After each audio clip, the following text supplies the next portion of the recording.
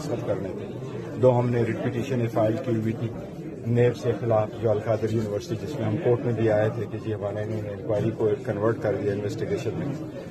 جو 2 writ petition ہم نے فائل کر دی اس کا ہو گیا تھا. جب خان صاحب کو بایومیٹرک کے لیے اندر لے کے آئے تو جس وقت خان صاحب اندر آئے وہ ویل چیئر پر رینجر کے سب لوگوں نے سب سے پہلے ہائی کورٹ کا جو مین گیٹ ہے اس کو توڑا، اس کے شیشے توڑے. اس کے بعد جو اندر بایومیٹرک کی بھی جگہ ہوتی ہے وہ اندر بایومیٹرک کا سارا کچھ پھاڑ کے چلے گئے، توڑ کے گئے. پھر اس کا دروازہ بھی توڑ لیا، پھر اس کے شیشے بھی توڑ لیے اور اندر آیا.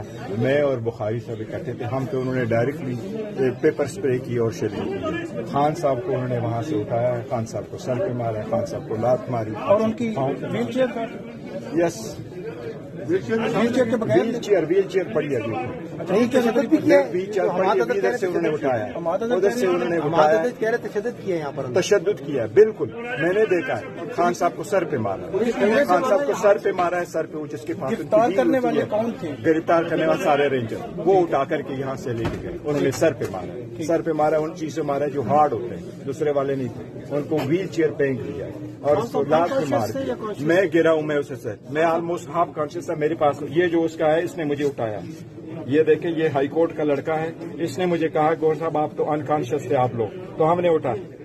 یہ ہے، یہ ہائی کورٹ کے امپلائیز ملازم ہیں، رضوان کامل، ان سے پوچھ لیں وہ لوگ موجود تھے، انہوں نے ہمیں اٹھایا. رینجر نے خان صاحب آلموسٹ انکانشیس تھے لیکن انہوں نے ڈائریکٹلی پیپر اسپرے کیا، اس کو سر پہ مارا، اس کے پاؤں پہ مارا جو زخمی تھا، اس سے وہ ویل چیئر پھینکا ہے اور پش کر کے لے گئے. اور ہمیں جس وقت یہ لوگ لے کے جا رہے تھے ہم باقی جب پیچھے رہ گئے.